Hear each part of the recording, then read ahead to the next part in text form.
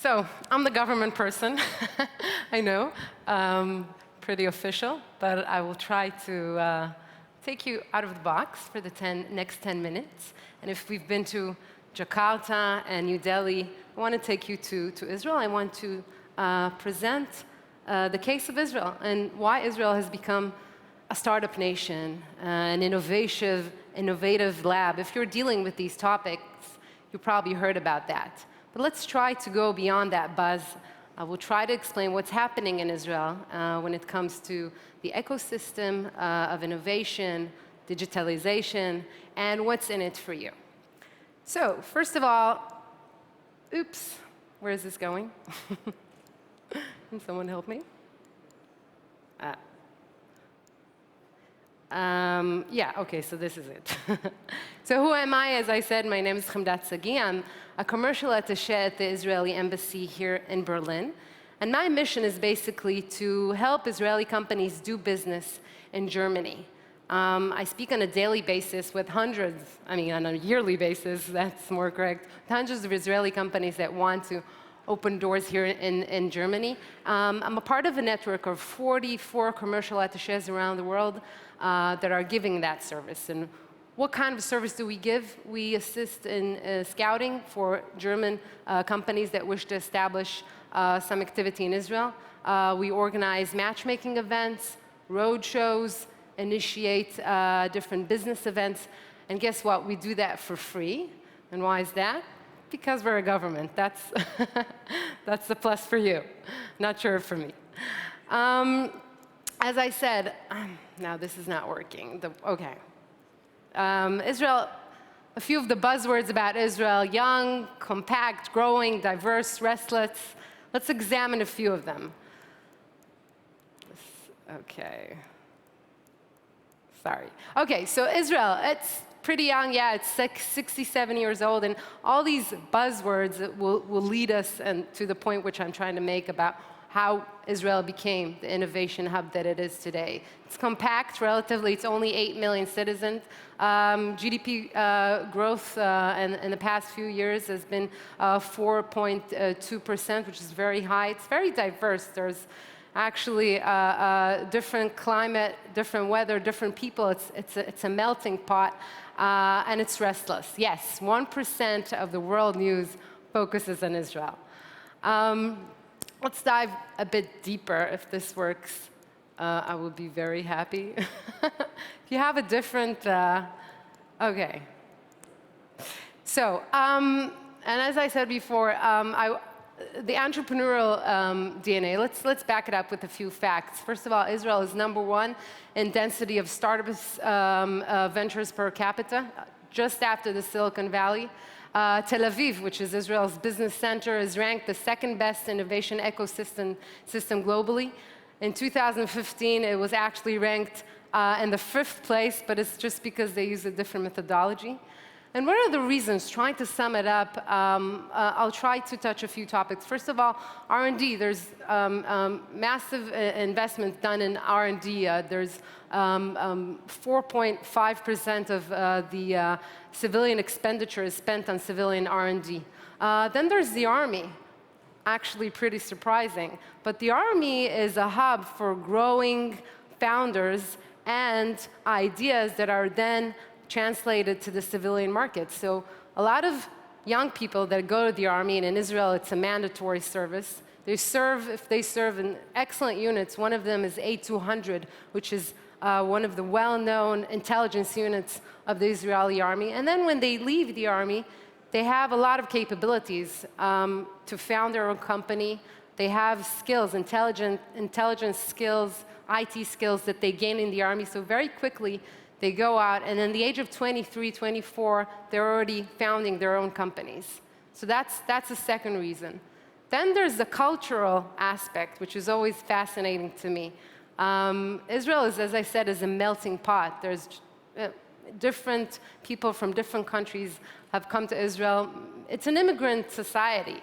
A lot of the very highly skilled workforce came from Russia in the early 90s. Over 1 million immigrants from Russia came to Israel and basically boosted the economy.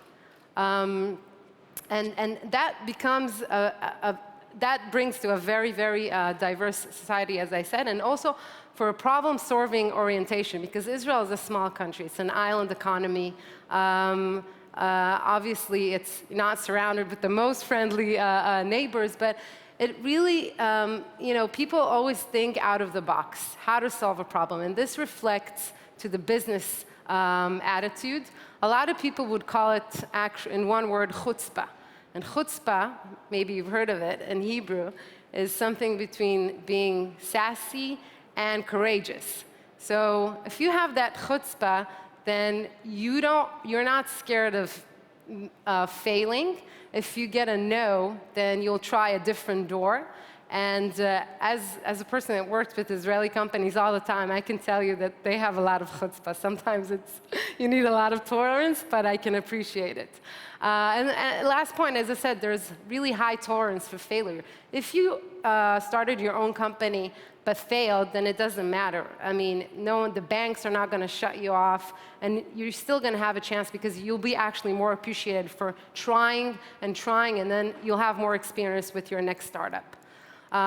Let's just run. These are the few of the sectors, the strong cluster of novelty and innovation across a broad range of industrial sectors: internet, media, health industry. One sector that is not on this slide is actually cybersecurity. Coming back to the intelligence skills that are being developed in the army, cybersecurity sector is in a great boom in Israel. And actually, last year in 2014, cyber IT security companies, Israeli, sold for over $6 billion in revenues, which is pretty amazing. And it doesn't happen without a supportive ecosystem, obviously. Israel is a very small, closely knit country with highly interconnected ecosystem that helps business thrive. Actually, as I said, the army is a big platform, because if you've known someone that served with you in the army, then you're buddies for life. So it's very easy to get to people, because in the army there's a flat hierarchy. So a lot of people can reach very senior people because they mention their army unit. So that's just one of the reasons.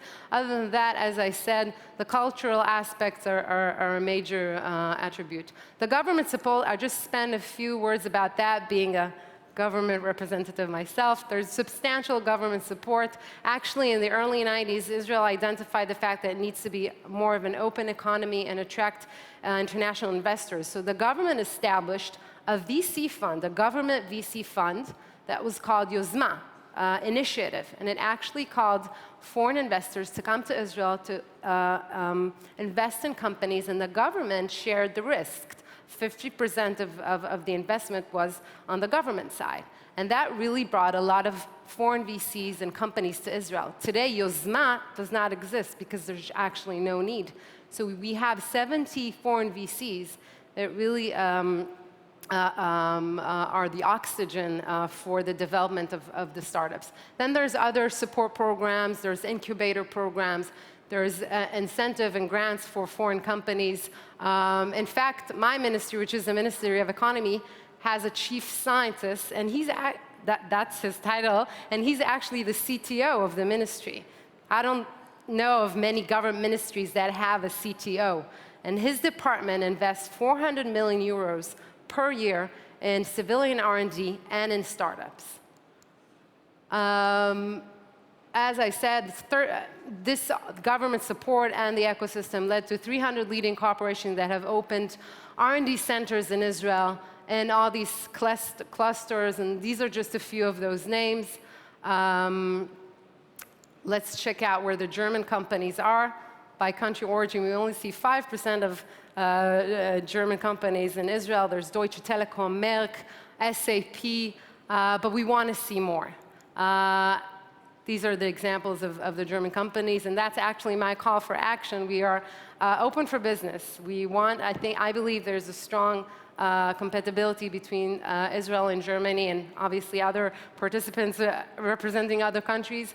I'm happy to answer more questions, and would want to end with a few words that others said, These are a few CEOs that have done activity in Israel and representing champion companies in Germany.